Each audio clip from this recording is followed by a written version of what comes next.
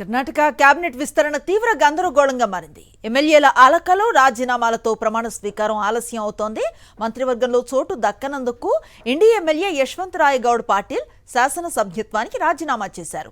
మరో ఎమ్మెల్యే గోపాలకృష్ణ రేపు రాజీనామా చేస్తానని ప్రకటించారు. తమతో పాటు మరో 10 మంది రాజీనామాలకు సిద్ధంగా ఉన్నారని ఆయన ప్రకటించడం చర్చనీయాంశంగా మారింది.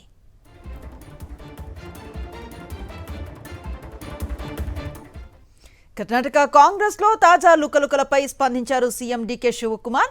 ఒకేసారి అందరికీ అవకాశం ఇవ్వలేమని, ఎమ్మెల్యేలు సహనంతో ఉండాలని విజ్ఞప్తి చేశారు. గతంలో తాను కూడా కేబినెట్ బెర్త్ మిస్ అయిన వాడినేనని గుర్తు చేసుకున్నారు. భవిష్యత్తులో తప్పకుండా ప్రతి ఒక్కరికి అవకాశాలు కల్పిస్తామని హామీ ఇచ్చారు.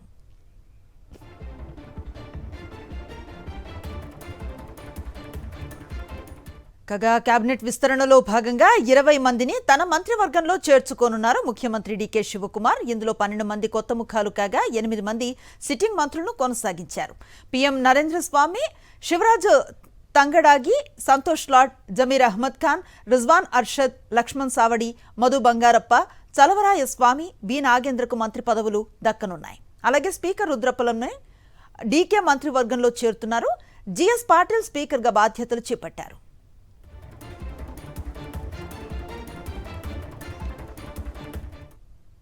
మరింత సమాచారాన్ని అందిస్తారు మా ఢిల్లీ కరెస్పాండెంట్ వెంకటేష్. అందుబాటులో ఉన్నారు. వారిని అడిగి మరింత సమాచారం తెలుసుకునే ప్రయత్నం చేద్దాం. వెంకటేష్, మంత్రివర్గ విస్తరణ నేపథ్యంలో ఎమ్మెల్యేల అసంతృప్తికి కారణం ఏంటి? వీరిని బుజ్జగించడానికి ఎటువంటి ప్రయత్నాలు జరుగుతున్నాయంటే ఏం చెప్తారు?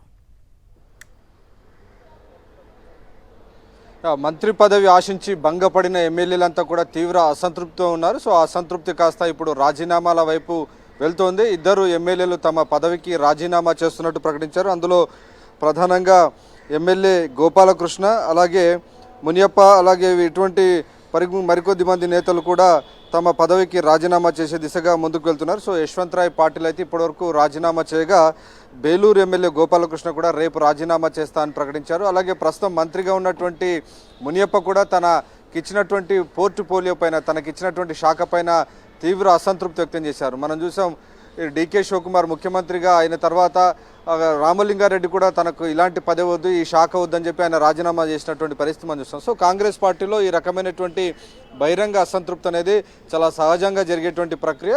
సో ఆ ప్రక్రియ ఇప్పుడు మనకు కనబడుతుంది. దాదాపు 2 ఎమ్మెల్యేలు తమ పదవికి రాజీనామా చేస్తున్నట్టు ప్రకటించారు. అయితే వారందరినీ కూడా ఓపికతో ఎదురు చూడాలి. ఖచ్చితంగా వారికి కూడా అవకాశాలు ఇస్తామని ముఖ్యమంత్రి డీకే శివకుమార్ నచ్చజెప్పేటువంటి ప్రయత్నం చేస్తున్నారు. సో వీరితో పాటు మరికొద్ది మంది సీనియర్ ఎమ్మెల్యేలు కూడా ఈ కేబినెట్ కూర్పు పైన తీవ్ర అసంతృప్తిగా ఉన్నారు. దాదాపు 14 మంది ఎమ్మెల్యేలు ఈరోజు బెంగళూరులోని ఒక నివాసంలో ఒక రహస్య సమావేశాన్ని ఏర్పాటు చేసుకున్నారు. దాదాపు ఆ సమావేశానికి 14 మంది ఎమ్మెల్యేలు హాజరైనట్టు తెలిసింది. సో ఆ సమావేశంలో ఉన్నటువంటి ఎమ్మెల్యేలందరూ కూడా తాము మంత్రి పదవికి రాజీనామా చేస్తామని చెప్పేటువంటి లీకులు మీడియాకి ఇస్తున్నటువంటి సందర్భం కనబడుతుంది. సో మొత్తానికి దీని కారణంగా సీనియర్ ఎమ్మెల్యే పివి జయచంద్ర నివాసంలో ఈ సమావేశం జరిగింది. సో ఈయన నివాసం డాలర్ కాలనీలో ఉంది బెంగళూరులో. సో ఈ నివాసంలో జరిగినటువంటి సమావేశానికి దాదాపు 12-14 మంది ఎమ్మెల్యేలు హాజరయ్యారని తెలుస్తుంది.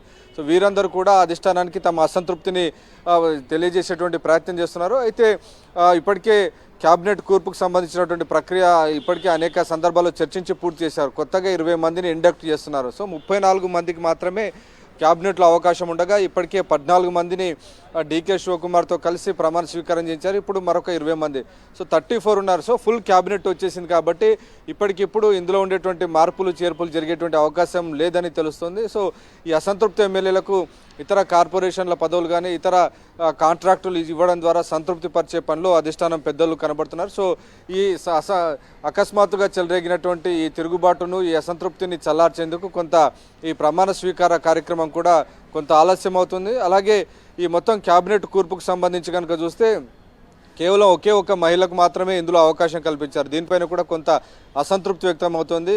అలాగే బ్రాహ్మణులకు అసలైనటువంటి వారికి ఒక్క సీట్ కూడా ఇవ్వలేదు, బ్రాహ్మణులకు అసలు ప్రాతినిధ్యమే లేదని చెప్తున్నారు.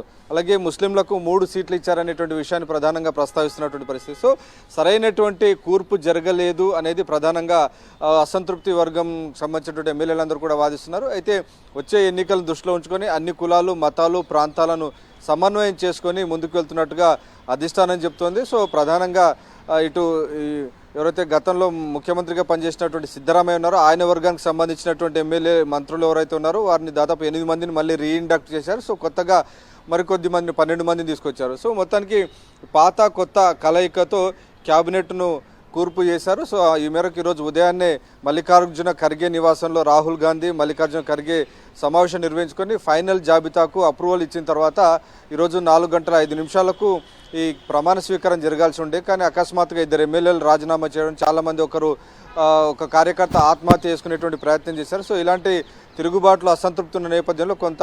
ఆలస్యమవుతున్నట్టు కనబడుతుంది. సో మొత్తానికైతే ఈ ప్రమాణ స్వీకార కార్యక్రమాన్ని అయితే ముందుకు కొనసాగించే దిశగా కాంగ్రెస్ అధిష్టానం ముందుకు వెళ్తోంది.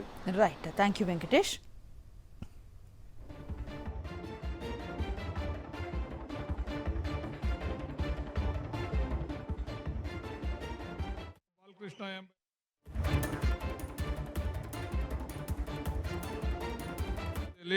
ನಿಜವಾದ ಶ್ರದ್ಧೆ ಮತ್ತು ನಿಷ್ಠೆಯನ್ನು ಹೊಂದಿರುತ್ತೇನೆಂದು ನಾನು ಭಾರತದ ಸಾರ್ವಭೌಮತ್ವವನ್ನು ಮತ್ತು ಅಖಂಡತೆಯನ್ನು ಎತ್ತಿ ಹಿಡುತ್ತೇನೆಂದು ಮತ್ತು ಕರ್ನಾಟಕ ರಾಜ್ಯದ ಮಂತ್ರಿಯಾಗಿ ನನ್ನ ಕರ್ತವ್ಯಗಳನ್ನು ಶ್ರದ್ಧಾಪೂರ್ವಕವಾಗಿ ಮತ್ತು ಅಂತಃಕರಣಪೂರ್ವಕವಾಗಿ ನಿರ್ವಹಿಸುತ್ತೇನೆಂದು ಭಯ ಅಥವಾ ಪಕ್ಷಪಾತವಿಲ್ಲದೆ ರಾಗದ್ವೇಷವಿಲ್ಲದೆ ಎಲ್ಲ ಬಗೆಯ ಜನರಿಗೆ ಸಂವಿಧಾನಕ್ಕೆ ಮತ್ತು ಕಾನೂನಿಗೆ ಅನುಸಾರವಾಗಿ ನ್ಯಾಯವಾದದ್ದೇನೆ ಮಾಡುತ್ತೇನೆಂದು ದೇವರ ಹೆಸರಿನಲ್ಲಿ ಪ್ರಮಾಣ ಮಾಡುತ್ತೇನೆ.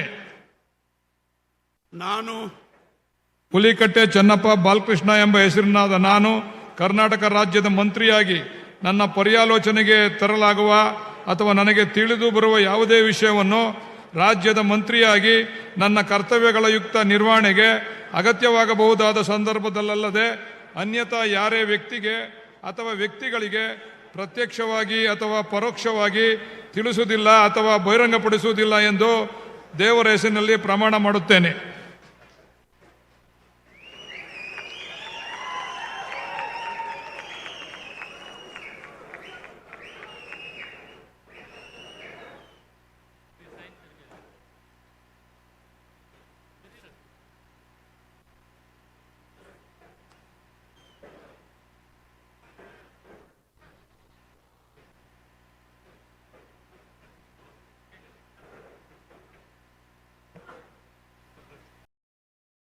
మరిన్ని అప్డేట్స్ కోసం ఛానల్ను సబ్స్క్రైబ్ చేయండి. నోటిఫికేషన్స్ కోసం బెల్ ఐకాన్ పై క్లిక్ చేయండి.